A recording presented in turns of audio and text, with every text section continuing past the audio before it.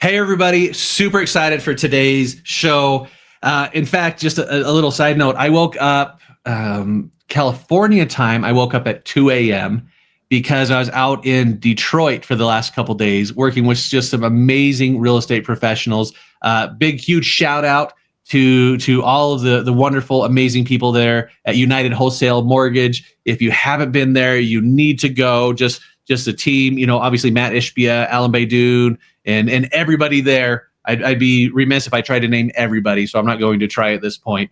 But just got back this morning because I'm so excited to be a part of today's webinar. As you know, we had a situation, unfortunately, last time when Jen was going to come on with us and present today's topic. And you know what? It's kind of tough when everybody just wants a piece of you, right, Jen?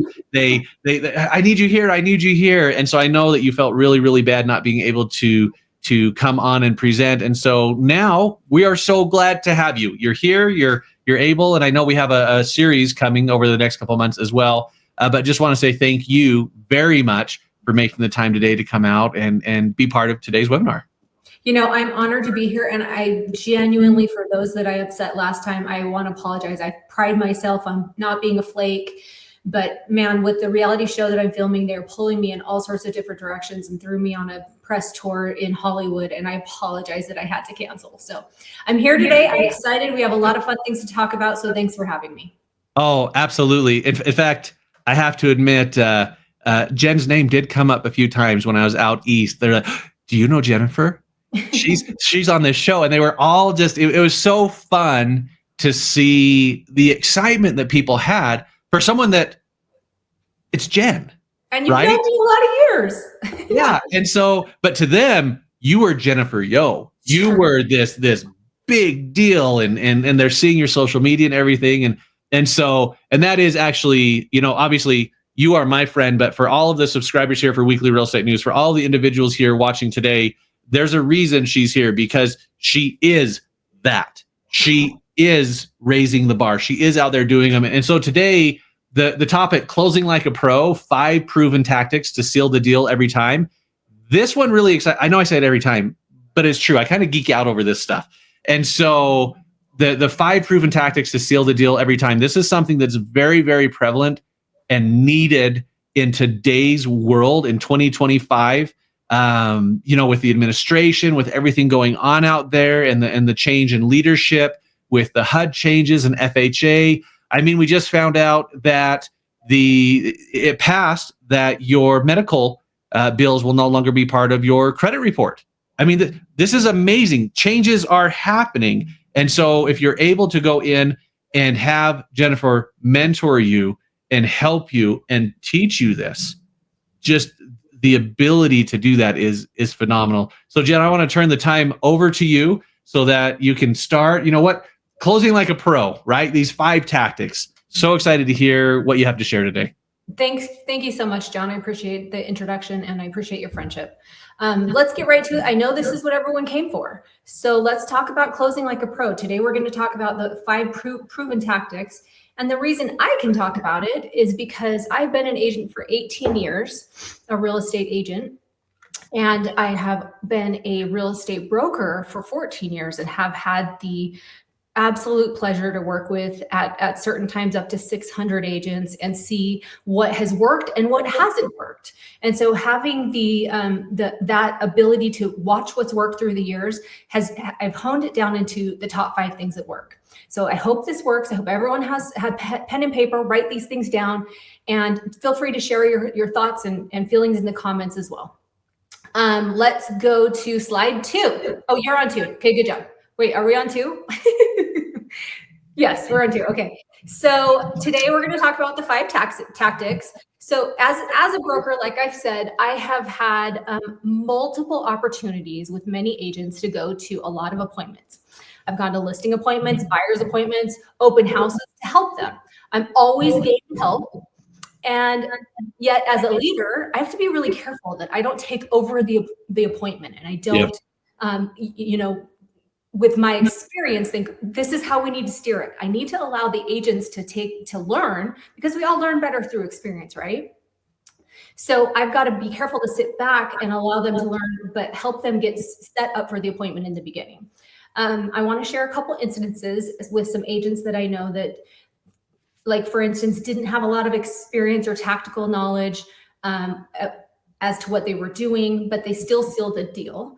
And also the ones that have been seasoned agents and lost the deal, and why. But first, let's go into a thought process. You don't have to close your eyes for this, but let's just think about the last time or a time that you were sold on something. Maybe a salesman came to your front door, or you were at a retail store and that you visited, or even, like, I don't have kids, but I hear kids are the best salespeople. So I wonder, have you been sold on something with a kid, with a child that came up to you and said, "Hey, mom, I need $20," or something like that? What was the energy that that salesperson had? Was it scared? Was it overly confident? Was it neutral? Was it boring? Think about that last instance and think about what that energy was and write that down. Now, what energy did you have? Were you hesitant? Were you open? Were you closed off to the sell? I know for me, when I go into Nordstrom and I get the salespeople come up to me and ask me if they can help, I'm immediately like, nope, I'm fine. I'm just looking. And really, I went there for a reason. So I'm closed off a little bit, right? So think about how you reacted to the sell. And then put yourself in those scenarios when you are doing your own listing presentations, your own buyer presentations, your open houses and things like that. And make sure that you're aware of how everyone's energy is affecting what's happening, right? So it is a lot about energy. Let me talk to you about, I'm going to tell two stories right now. One is about an agent that she had a full-time job for 20 years, 25 years. And all of the agents that don't have other jobs out there know that there's so many things changing constantly. And when you're at a 9 to 5 plus the travel time, you really don't have a lot of time to stay up on the nuances and the changes in forums and all the things that are happening. You can't go to your sales meetings and learn tactics. You just don't really have that ability to stay up on everything. And this agent came to me and she had was planning on retiring, and she had said, "Jen, I've really got to jump into this business. I've got to learn some things," which I love. I'm like, great, come to the sales meetings, be here, learn all these tactical things that can help you get caught up. Although she had had her license for many, many years and she did a few deals on the side, she just wasn't in the day-to-day like a lot of us are. So she came to me and she said, "I have a luxury listing coming up, and I'm not exactly sure that I feel confident with this." And I said, "Okay, great. Come on in. Let's sit down. Let's go through some scenarios." And she did. She came to my office. We went through everything to help her get prepared for what was going to happen at a luxury listing appointment. And then she asked me to go with her. And I said, great, I'd love to. So I went with her to the appointment. And when we got there, the seller had explained to her that he had been interviewing 5 other seasoned realtors. And he didn't like say as if she wasn't seasoned or anything, but we alluded to that. We're like, oh, okay, so he's talking to these other agents. And this agent, she immediately, her energy the entire time was all about the seller and all about his needs and how we were going to get there. And she didn't let that stuff, the other stuff of, you know, these breadcrumbs he was dropping about, I'm interviewing other people, deter her from being genuinely concerned about his goals. And so it was really beautiful for me to watch, because at the end of this listing presentation, she got the listing and she hadn't been in the day-to-day. She hadn't been doing the education, like, you know, some agents can go to 4 or 5 things a week education. And yet she got the listing because she used language the whole time. Like, I just want this to work for you. And I want to work so hard for you to get your home sold in the right time frame and for the right price. She just wanted to take care of him. And can you see why that energy is so selfless rather than, I have an agenda, I'm here. And in fact, the seller had said something about another agent he was talking to that was very, very forceful. You need to get your home sold. You need to make a decision. She was pushing. And what do you think that energy feels like? It feels like someone has an agenda. So cool story. Now let's talk about another. Well, actually, I want to bring up something just overall a point here. When you see speakers on a big stage and you notice that they're very nervous and they're very concerned about themselves and how they're going to be looked at, the audience feels it. And so they say this about speakers, but if speakers got up and all they cared about was what everyone else out there was getting, then their speech would go a whole lot better. So remember that when you're on the stage of a listing presentation or a buyer presentation or any other presentation that you have to give in sales, think about what you could be giving, the value you could be giving to the audience or your client, and make sure they feel that, okay? But if you are only concerned about you, they're gonna feel that too. I love that, because I can't tell you how many times I've gone somewhere and someone tries to sell me something. My wife and I think I've shared this before. We went in to buy a certain truck. I knew the truck. I saw the truck. I said, we want to buy that truck. And the salesman, well, have you tried this one? I haven't, but I did read up on that one. I did want that one, and that's what I'd like to do. Well, will you at least test drive this one? Sure. We test drove it. We left. We didn't buy anything from that salesman because he didn't hear. It should have been the easiest sale he had ever done, but he didn't hear what I was saying. He didn't hear what my wife was saying. And I love that example of the real estate agent, right? It was, listen, I'm hearing what you're saying. I'm building a relationship with you versus one transaction. I love that. Love that. Yes, thank you for that example. It's very true. I feel like you will feel like, oh, I'm being sold. Oh, this is about them. This is about a commission. This is about something other than my goals and my agenda. So let's talk about this other agent. He was a very seasoned agent, very seasoned. I mean, the guy was one of our top producers for multiple years. Pretty sure he did at least 30 to 40 transactions a year. Cranked out business. This was his full-time job. That's all he did. And one day he took this luxury listing, and no joke, this was one of the toughest sellers I have ever seen in my entire career. And I only know this because as he was going through the sale of the home, this agent called me and said, Jen, I'm about to lose this listing. And I don't want to lose it. I put so much into it. We all know that, right? We know that feeling. Gosh, I spent so much money and everything. I don't want to lose this listing. But the seller was like, listen, you're not getting the job done, and I don't like how you're handling it. So my agent went to him and said, can I bring in my broker to see if we can have another perspective? And so this agent basically begged me to co-list this listing with him. So I agreed to, so that I could see if I could help, right? And the entire time, the language that this agent was using was, he is not listening to me. He is not trusting my expertise. He is not hearing what I'm trying to do for him. And doesn't that sound like a not team player? Yeah. Yeah, it's absolutely something that the client feels. They feel like you're cocky, or you're just thinking about you and your career, and it's kind of sad. So when I went in, I tried to help as much as I could. Ultimately, we ended up losing the listing because we couldn't get the actual house sold. It was a tough sell, but the expectations of the seller at the end, I did get an email from the seller thanking me because I made it all about the seller. And so I don't say that to brag. I just want you to know that when you choose a different energy, they're going to feel it. And whether or not you sell the home, they will appreciate you. Okay. So what was that? Oh no, I love that, because that is, and I love that that's a foundational piece for what you're talking about, because at the end of the day, if you go in with anything else you're probably going to talk about today, if your energy is off, no matter what you do, it's going to be off. And sometimes it really is like you're like, right, the reality show you're a part of.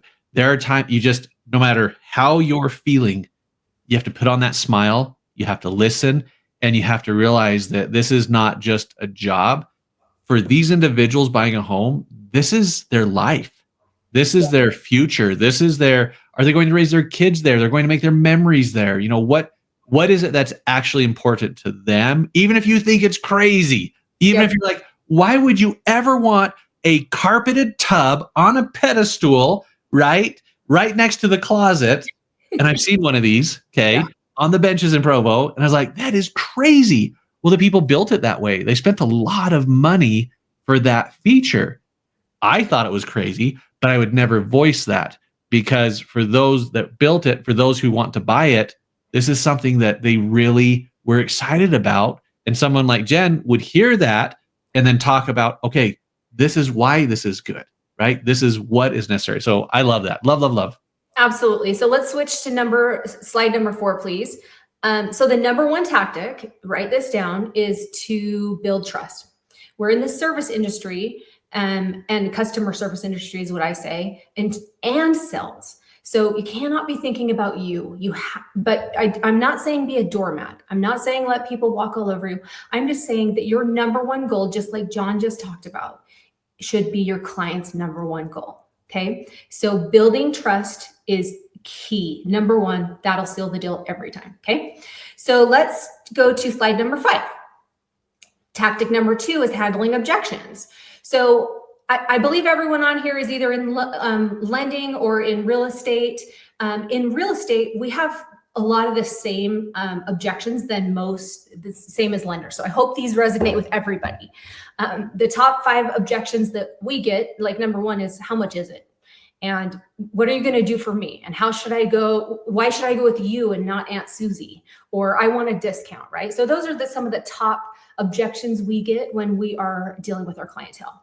But I like to fight fire with fire when it comes to objections. So basically what I mean by that is questions. I fight questions with questions, okay? And the reason for that is that we really want to understand the objection. We don't want to have a knee-jerk reaction to objections. We want to understand it so we can understand what needs to be in our presentation to help them get past that objection.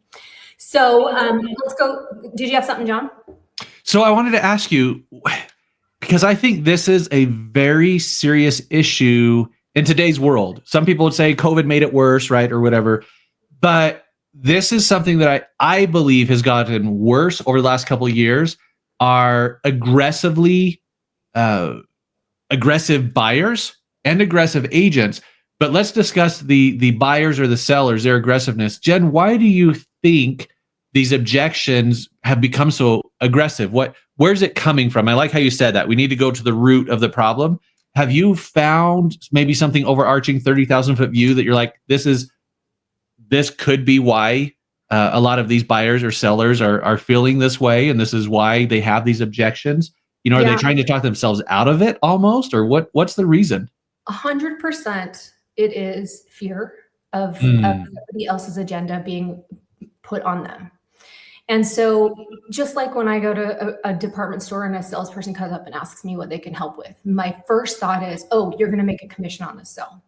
And so there's a lot of people that fear, like, you're just trying to take advantage of me for your gain. And so you have to make sure that you are conveying to them, this isn't really about my gain. This is what I do for a living. I help people. And then the cherry on top is I get paid for it, right? So, and when it starts with I help first, then people feel that. So let's jump. Does that answer your question, John? Oh, no, it absolutely does. And I want to make sure for everybody who's watching, use the comment section. Are there examples that you have had where you felt this way? Share it with the group. That's one thing I really love about when Jen presents these master classes. It's not just getting up there and talking. She wants to see what you're feeling. She wants to hear what you're thinking. So make sure, everybody, feel free to use the comment section. If there's questions you have, just like I'm asking questions right now, I do it because like I said, I geek out about this stuff. I get really excited and want to know more. So if there are questions, if you're like me, make sure also in the comment sections, put those in there and we'll address those throughout this time. Awesome, thanks. So let's get to some of these objections that we get. So the main one I believe realtors and lenders usually get is, how much is this going to cost me, right? What's the cost of this? And my answer to this for you is always, always, always redirect before you knee-jerk with an answer. But it's funny because society teaches you to answer people's questions. And so your first response is you want to say, oh, I charge 6%. But I'm telling you, do not answer that question until you have proven your value. So redirect. So the way I would handle something like this is, great question. I'm going to get to that as soon as I show you my marketing. So do you see how I redirected? I didn't dismiss the question. I didn't make them feel like it wasn't important, because it is. But in the same sense, I'm going to get to that as soon as I show you my marketing plan. So just one moment. And then you can show them how much you're worth. Then you take the time to go, this is what I do. This is how I handle my clients. This is, what I bring to the table. And then it helps them know whether or not, whether or not you've shown your value. Because if they go, well, I still want a discount, then, back to the drawing board. I've got to go back and show you what I do, right? So the next question is always, what are you going to do for me? What is it that you do for me? And my question back to that is, let's talk about what your most important goals are in order. And there's always 3 goals when it comes to selling real estate. Is it a timeline? Is that number 1 goal? Or is it price? Or is it terms? 3, those 3. So if you can force your client to answer that question in the most important order, then you know how to handle that question. Okay, well, it's time. I've got to get this house sold in 30 days. Okay, so as soon as you know that, then you know how to answer. And if it's time, hopefully you've showed up to the appointment with all the research of, here's all the homes that have sold. If not, go back and do this research. Here's the homes that have sold, their timeline, the price. And if we price your home at the top of the price range while still being competitive, see how I use that language rather than under the price of these homes, choose your words wisely.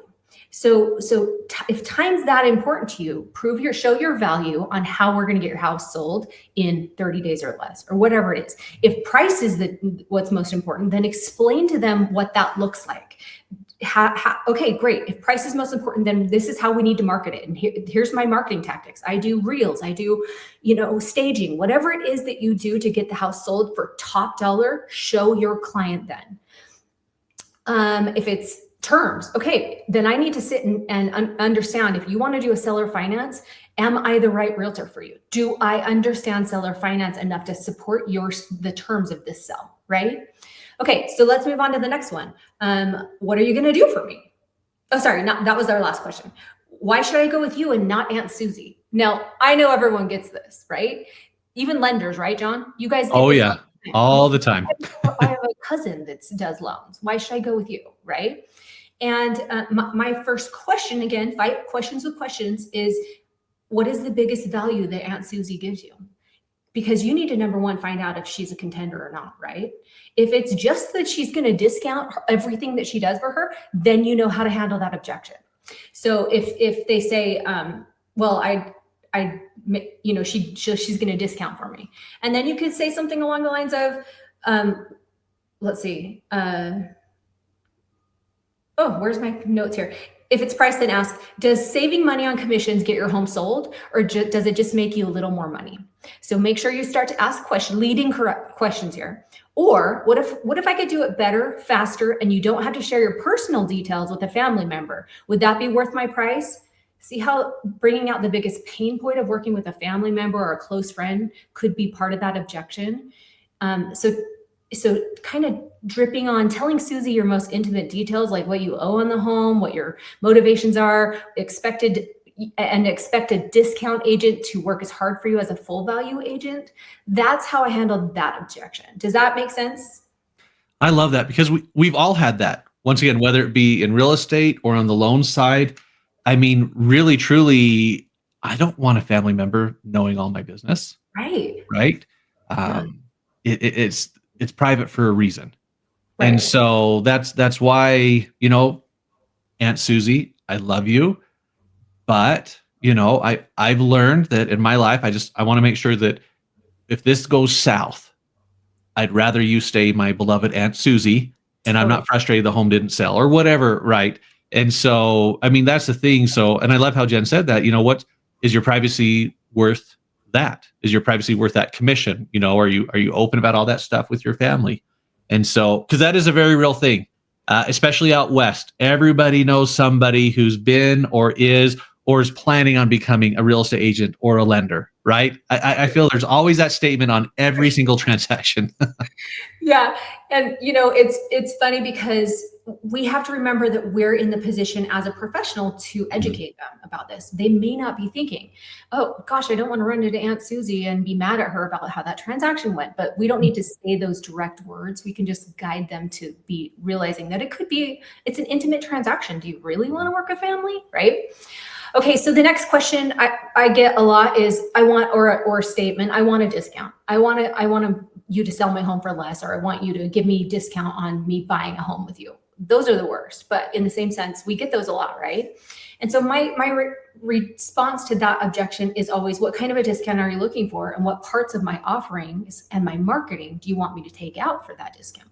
So remind them that what I'm charging you includes all of these things: staging, open houses, because any realtor can put a home on the market. We all can. It's easy. We have access to the MLS. But I'm sure you're looking for someone that'll sell it at top dollar, work hard for you, and get it done in your time frame, correct? And that's how you lead them to that answer. Because most of the time when you're leading, like, I'm sure this is what you're looking for, they say, yeah.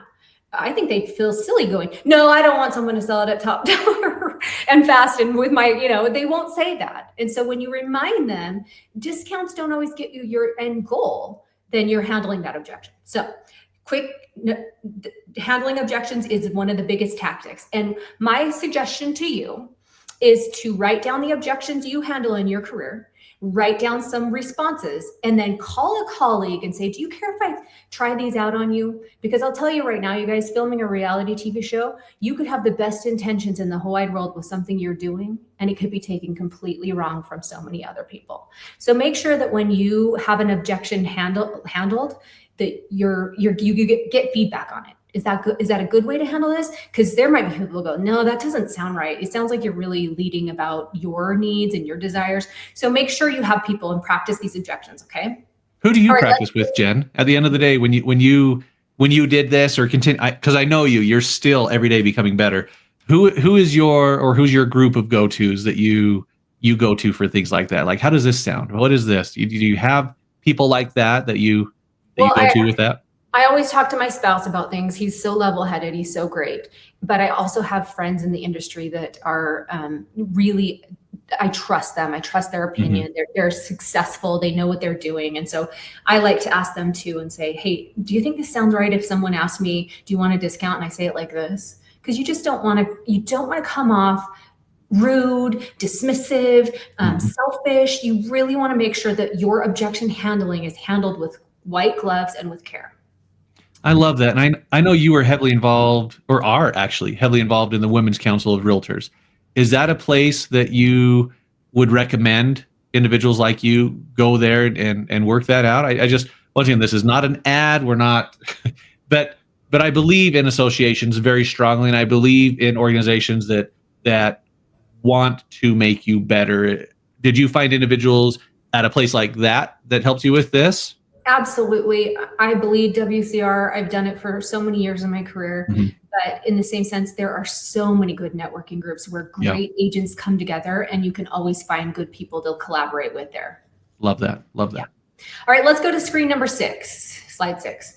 All right, the next top tactic is creating irresistible offers. Now I'm going to give you some offers that I've given out, and I want you to know that I know there are 100 different ways to do this business. So as I give you some of these things that I've used, I'm not saying you use them. If you don't like them, for me, giving a discount at a listing may not be your tactic. There are some agents that say, I will never, ever, ever give a discount. Good for you. So as I give you some of these, all I'm saying is I want you to let the creative juices flow. Okay. So I have a friend. Here's a story. I have a friend that whenever I talk about something like, oh, I had this really bad cold this week, she asks me questions like, have you ever tried those eucalyptus shower steamers? And I would say something like, no, I've never heard of them. And the next day on my front porch is an Amazon box with shower steamers. So it's the point of this is my Amazon friend. That's what I'm going to call her. She listens, she cares, and she solves problems with care and concern. So when you are creating these irresistible offers, remember, come from a really good place of a win-win. This is one of the most important tactics you will learn as a realtor. Win-win scenarios. Okay. So Being able to not give away the farm, though, is also part of this tactic. Oftentimes we have a lot of givers that like, I'll pay for that, I'll take care of that, I'll do this. And I'm not suggesting that. I'm just saying find creative ways to find win-win solutions and irresistible offers that they can't say no to. So let's see, accomplishing the client's objective is golden. So here are some ways that I've taken some objections and turned them into irresistible offers. Here's a scenario. You have a new client. You didn't know them before. This wasn't a past client, brand new to you. And they're hesitant because they don't really know you from Adam. Maybe somebody said, I know a realtor, go talk to them. And but they ask you for a discount, and you know how hard you work. I have so many realtors at my company that I know how hard they work, but these clients that have never met them don't really know. So it's really hard for you to say, well, okay, I'll just give you a discount without knowing what you give to your clients. So here's how that one's worked for you, whether you want to use this or not. Again, let the creative juices flow. So I want a discount. And my answer to this is, how about this? I'll have you sign for a 6%, Mr. Seller, and we'll fill out an addendum right here that says the day of closing, if you are not more than satisfied with everything I've done for you, then I will discount my commission to 5% or 1% off, right? Would that help you move forward? So again, a lot of people don't like to do this, but I am telling you, this tactic has worked for me more times than not.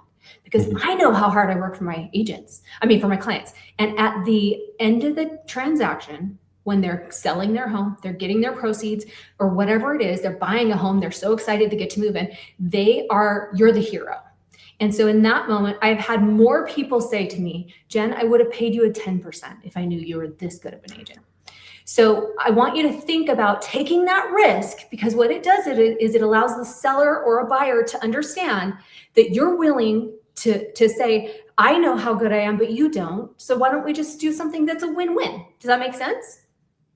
I love that because it shows you know your value. You don't feel like you're negotiating. People don't feel like you're negotiating, right? Yeah. It's hey. And by the way, Chad had a great question. You know, what networking groups are in California? And so I just quickly did a quick search. I mean, obviously you have the different areas. Chad, if you want to mention, what area in California you're from, but obviously you have your California Association Realtors with the different there. But there's also things like the Bay East YPN. There's the Real Estate Network that meets every Friday morning at 8:30 a.m. There's the San Jose Real Estate Networking Club, Yolo County. Okay, you only live once, right? So that's the thing. There are a simple Google search allowed me to find that. And there actually is a Yolo County Association of Realtors. But on top of that, Jen, have you been involved with chambers of commerce? Have you been involved with things like that where you go through? Are those also beneficial? Absolutely. I genuinely believe that part of this business is being involved. I've been on every committee, every board, you name it, I do it. And I highly recommend that all of you, I'm glad that Chad's asking this question, because get involved. You will gain more experience and knowledge from other realtors that are in the game doing it as much as possible than you'll ever imagine. Well, and you never know if someone like Jen will be willing to mentor you, to help you, to be able to do that. And that's one thing, as you're talking about creating irresistible offers, that I heard you talking about, Jen, are those intangible items. Because at the end of the day, everybody's being taught by the media right now, what? Oh, real estate agents charge too much. Okay, sure. If I put a sign in your yard and that's all I ever do, let's talk about that. Okay. But do you want the leather seats out of the car? Right? I live in Utah. Do you want the heated steering wheel removed? Right. We can lower the price for that. And so as you're talking about it, what are those intangible items? Your Amazon friend, right? This is something that, I love that you call her that, because I think we all have our Amazon friends who they hear, and then without doing anything, something just arrives, right? Or something gets done, or someone just shows you that they care. Those are those intangible items that if you follow what Jen is saying, then people start to see your value. I love that. Yep. And let's get through a couple of these other irresistible offers. And again, I love having these, but I want to make to a point to my last one that I said, there has been times I've had to discount, but I will tell you, no joke, if they weren't happy, I was happy to do it because I needed to learn how to up my game to make them happy. So I took it as a learning lesson. All right, I should have done this better and that better. There's just times that you're too busy or whatever, so you drop the ball in one area, and man, that ruins the whole transaction for someone. And so you have to be willing to say, if I'm going to give a discount, then it was worth it because I made a mistake. Okay. Mm-hmm. So the next one, my sister will sell my house for 1%. The way I have handled this with irresistible offer is this. And again, you don't have to use this, but these are the things I've used. Oh, no problem. I also have a 1, 2, 3 program, a 1%, a 2%, and a 3% program. Let me show you what I offer at 1%, which is probably still more than a family member will do. And you don't have to deal with the family drama. Let me show you what I do for 2%. What I show you for what I do for 3. And you make the 3 so like, oh, well, I can't not have you doing your social media about this and putting ads out on social. I can't not have that. So gosh, I better just pay 3%. So make your 3% so great and your 1% so yuck that they're like, well, I don't want that. Because guess what? Your sister's going to do it that way too. She's going to go, gosh, no realtor, I shouldn't say no, but rarely do realtors take a 1% and work as hard as some of us full commission agents do. Rarely. So you have to really lay that out for them and help them understand that. Even if they promise you that, I guarantee they're in the background going, gosh, I'm not even getting paid well on this, right? All right, so then the next one is, I don't want to use a buyer's agent. This is an objection we get a lot. I want to represent myself. And the question, the way I handle this is your objective to save money, to save time, or to be in full control? Help me understand what you think why a buyer's agent won't do all of that for you. What if I offer you all 3 and still represent you so that you're protected in one of the largest transactions of your life? That's a win-win. Again, irresistible offer. Like, oh, you're going to give me all the things I was so afraid I'm not going to get and think I should just represent myself. And guess what? I'm going to try really hard to negotiate my own commission, Mr. Buyer, so that you don't have to, right? You don't even have to negotiate those things. Okay. So I would write down all the objections again that you're experiencing in your market and create irresistible offers for them. Be prepared for this, you guys. Don't show up to meetings and not know what you're going to say. These are scripts. These are things you have to know the answer to. Okay. So don't wait until you get an objection and you sit there at an appointment and go, oh my gosh, I don't know how to handle this. What do I say? What do I do? And then you end up giving away the farm. Sure, I'll give you a discount because you weren't ready for that objection. Be prepared. Okay, let's go to slide number 7. The power of storytelling. Now, I've talked a lot today, but I told some stories. I bet those are the things that you remember, right? I bet those are the parts of this that you will immediately relate with. Oh, yes, the story about the agent that showed up without a lot of experience and still got the listing because of her energy, or the story about that. So I want you to be able to be a great storyteller. One of the best ways to convey your point is to tell a story. So take time to write down, again, possible scenarios that could happen to you in any transaction and go over them with a colleague of, hey, sorry, if you don't have like a story to tell about that scenario, ask colleagues. Hey, have you ever had a buyer or a seller that canceled the listing on you in the middle of the listing? Get ready for the story, because when you do have this happen to you in real estate, you'll have the story. And you can always say things like, oh yeah, one of my colleagues, Bob, he had a client and who went with his sister, and apparently they haven't been to Thanksgiving dinner since for a decade. And you laugh, it's an icebreaker, right? You laugh a little bit and say, business and family don't always mix. And again, using don't always means that there's chances that it could. But you can't say business and family don't mix. Don't say, absolute sentences. Say it doesn't always mix. It could, but I've referred my clients to another realtor so that the pressure on both sides, number 1, the obligation to use me, and number 2, the obligation to overperform at a discount wasn't even a factor. So do you hear that story of like, yes, I've been down that road. So let's dissect that a little bit. When someone brings you an objection and you're ready to tell a story, remember you're surprisingly reminded of that exact scenario. Oh yeah, And then you spin the scenario. Spin the narrative to paint a picture. Are you really thinking this through? But without saying that. You end it with a non-finite statement, because if you come off too strong, they'll always think that you're only saying it to get what you want, right? You just have to, don't always mix when you leave the room. Leave it open so that they don't always mix leaving the room in case you do, right? So back to closing, not guilt closing. Let's keep Thanksgiving a peaceful dinner. That's a way to handle that, right? It's not guilty. It's kind of funny. It's like, oh, you want to use your sister? Well, you may not want to do that. Thanksgiving might be tough, but it's a joke. It's an icebreaker. And again, you can always give all the scenarios of, sure, I would want a discount as well. However, this is what, you may be dealing with a discounted agent. Or your story is showing why you are trustworthy enough to go with you over the sister. So then your story is, oh, I get it. It could be scary to give your sister all the details about your personal life and your finances and all of that. But, I totally understand it. I have a sister, she asked me to sell her house, and I flat out told her, I'm going to refer someone to you just to take the pressure off. So do you see how that storytelling kind of gets them? Oh, I see now. Because again, we're in education mode. They don't really know what this could look like. Buyers and sellers do a transaction every 5 to 7 years, but we do it every day. And so sometimes we forget that they don't really know what this could look like, and we need to educate that. All right, let's go to slide number 8. Thank you. The next tactic is creating urgency. So this is the most important part of the close. Why? Because 70% of people say that they want to think about it, pray about it, talk to their spouse, or talk to their pastor. When they do that, 70% of them come back with a no.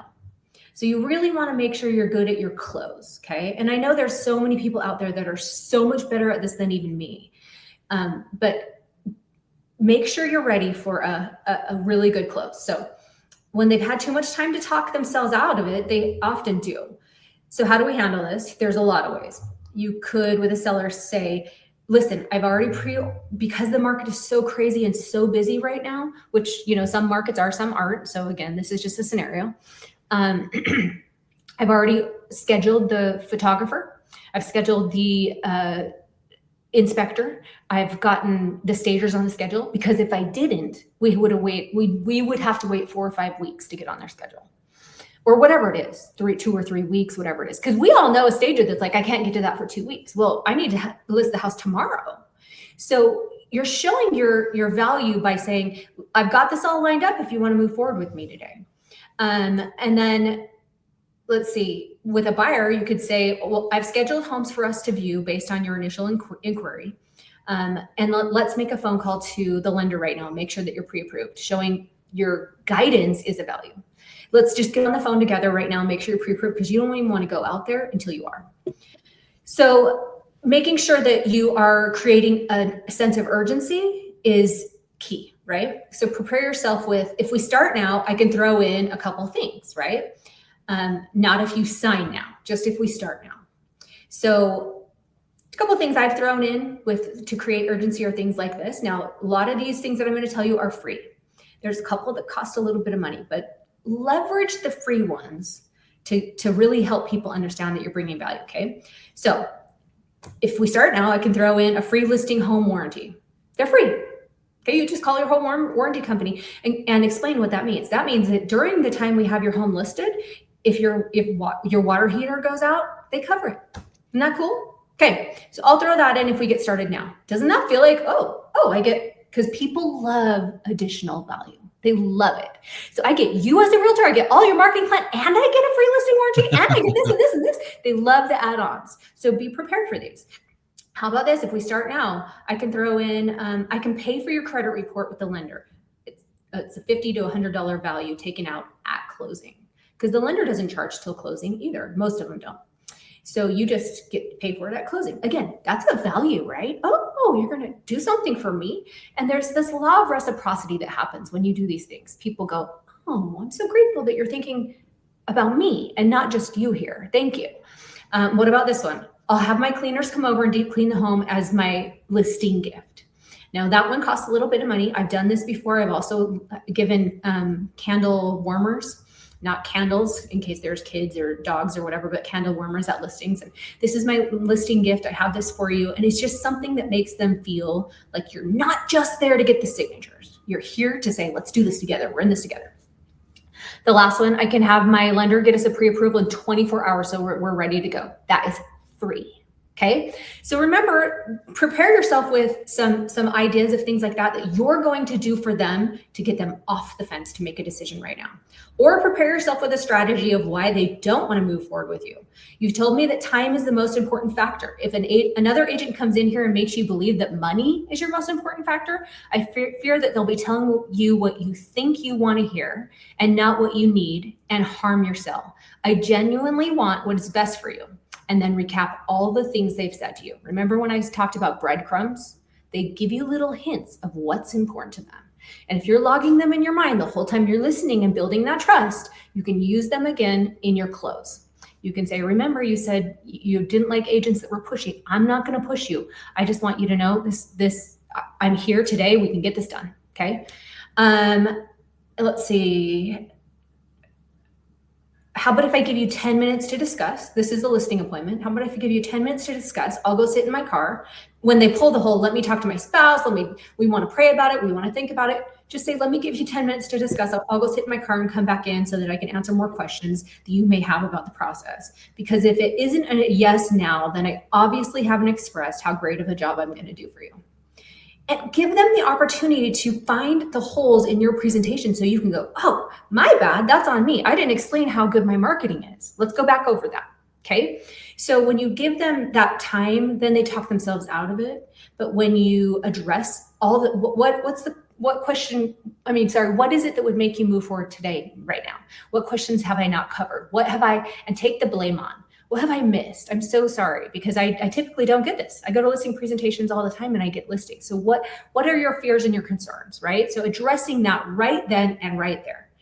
Oftentimes we're so afraid to have crucial conversations that we don't dare to ask the tough questions because we don't want to answer the tough questions. But if you're confident in what you do and you know that you bring a great value to the table as an agent, don't be afraid of it. Oh, they just don't know. I'm Jennifer. I'm going to get this done, right? And so clearly I haven't conveyed it. I got to get back to my presentation. I love that. Chad asked a great question. He says, Jennifer, do you have any book recommendations on sales? Is there anything that you're like, oh my gosh, this one's fantastic?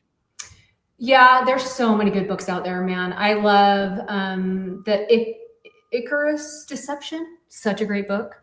I love the 4 Agreements, which isn't about sales, but I will tell you it is all about sales. The 4 things you can do for people. I love The Tipping Point. That's a great sales book. There's so many great ones out there, you guys. You should see my Audible. I shouldn't say or read, I listen, but you should see it. I love it so much. So I love that question. Maybe I'll spend a little more time getting ready to get you some answers before the end of this. Okay. So let's see. Back to, if I haven't given you all the things you need to make a decision today, then you can go back to, remember, you said time was your number 1 factor. If we can't wait another day, I've got to get going tonight on your listing. What questions can I answer that help you move forward? So remember those qualifying questions you asked them, time, money, or terms. Use those again in your close. So if money is your number 1 factor, then every day off the market is another day accrued interest, fees that you're paying on your mortgage, insurance, etc. Let's get this going to maximize your net. Wasn't that the most important to you, Mr. Seller? So do you remember, you want to speak their language. They're telling you money is most important to me and I want a discount from you. Well, then you certainly don't want to wait, sir. Let's get you going. If terms are your number 1 factor, then I need to get started right away, formulating which options we should be marketing for so that you can walk away from this sell with an absolute joy, knowing that it went exactly the way you wanted.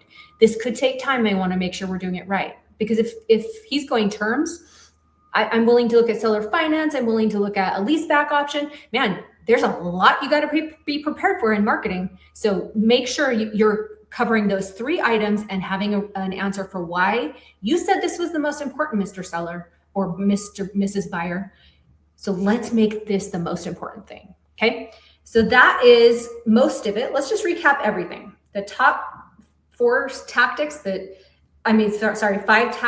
help you close every sale is number 1, build trust. When it's about you, they feel it. They dislike it. They often reject it. Make it about them. Number 2, handle objections. Don't assume that if there aren't any objections that you're in the clear. We love when there's no objections. We're like, ooh, we're good. But there's always objections. So ask them, find out what they are, tee them up for a home run answer. So what is it? What are your fears? What are your concerns about this? Let's discuss it together while I'm here, and be ready for objection handling.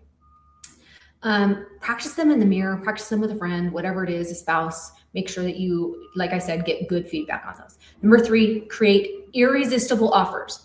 Get creative, and after you hear what's important to them, laser focus on that. Like my Amazon friend, laser focuses on what is it she needs? What is it I could do to help things be better for her? Think about the Amazon friend when it comes to creating irresistible offers, okay? Number 4, the power of storytelling. If you tell a relatable, believable story, you get buy-in. Be ready with all your stories, call your realtor friends and ask on Facebook. Realtors love to talk about worst case scenarios and things that have happened to them. And, oh, I had this client that did this and it was awful. And so ask on Facebook. I bet you get 100 responses if there's a lot of realtors that follow you. But ask them so that you can get those stories, and you don't have to use your own if you don't have a story. Say, oh yeah, I had a colleague that had a client that did this and it was really hard for them, or whatever it was. Okay. And last one, number 5, create urgency. People don't want to be sold.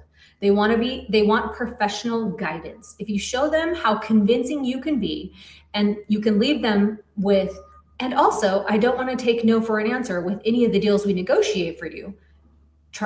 Like, you're showing them, I'm going to negotiate for you too. I don't take no for an answer. Because if you take no for an answer at a listing presentation, you should remind them that makes you look slightly weak, right? So ask 3 times before you leave. Hang on, what is it that I've missed that makes you still feel like you need to think this through? Create that urgency, okay? And that's all I have today, John. That is so much, though. I mean, it's kind of one of those, but wait, there's more. And Jennifer really is like, okay, next month when she comes back, there's going to be even more stuff. I do want to address real fast. There's a few questions about, there's so much information. There's so much stuff. Where do I go to find this? Well, first and foremost, you signed up for this. And so you are going to receive a link to go through so you can recap everything that Jennifer's talked about, including, as you can go through and re-listen to the books that she recommended, whether it be the tipping point, Icarus agreement. No, Icarus Deception. I haven't heard of that one, so I'm an avid reader, so I'm going to get that one. The 4 agreements. Some of my favorite people are talking. Jenny Hudson. She said, if I scroll back up there, she said, sorry, I'm going back to that. The 4 agreements was the second one, and it's a great book. And so get in there and look at those. I mean, everybody. There are things that you have done that have gotten you to the point where you are today. And that's one thing I love about Jen being willing to share in these masterclasses what she has done.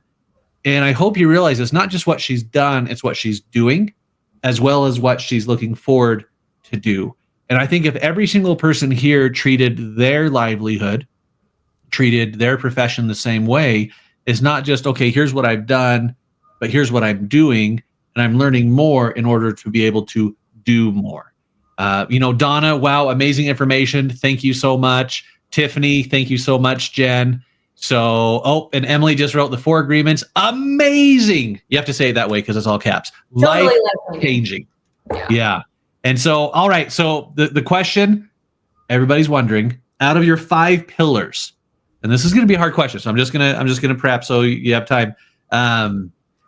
Out of those 5 pillars, if there is one that you believe is a foundational pillar, right? I mean, they all are holding up the roof, but if there's one that you would say, if there's one pillar you remember today, if there's one thing that you remember from today's webinar, Jen, what would that be for everybody? What's that one pillar that you would say is equal, but slightly more important.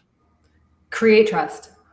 I love that. Your clients will not want to work with you. And as we all know, throughout the transaction, there's going to be highs and lows. If you have created the trust in the beginning, when you go through those, they're going to go, you're my agent, we're doing this together. But if you haven't in the beginning, then they're going to blame you. They're going to go, oh, this is because you made a mistake. This is because of this. This is because of that. So it is the number one proven tactic, create trust. And if you got to be aware if you're feeling like they don't feel trust for you, figure out why. What is it you're saying? What is it you're doing that makes them feel like, I don't really trust you? And it may be too salesy. It may be too cocky. It may be just too selfish. So if the best, like I said, that first agent in the beginning, all she did was say, I want what's best for you. I want to knock this out of the park for you. That's creating trust. That's making them go, oh, this isn't about you. This is great. Thank you. Because this is one of the biggest transactions of my life. And I really want someone that's in my corner, not in theirs looking for their commission. Yeah, it's almost the foundation, right? It's what's holding up every other pillar. I like that, building that trust.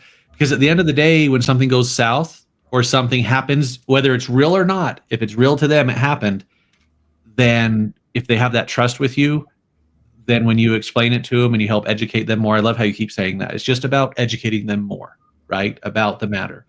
They'll trust you enough to say, okay, I may not fully understand, but if you say it's that, Jen, I know you, I trust you, you're not going to lead me astray. So, okay, I'm going to have to trust you on this one. Has that ever happened to you? Has someone like, this is beyond my understanding, but I trust you?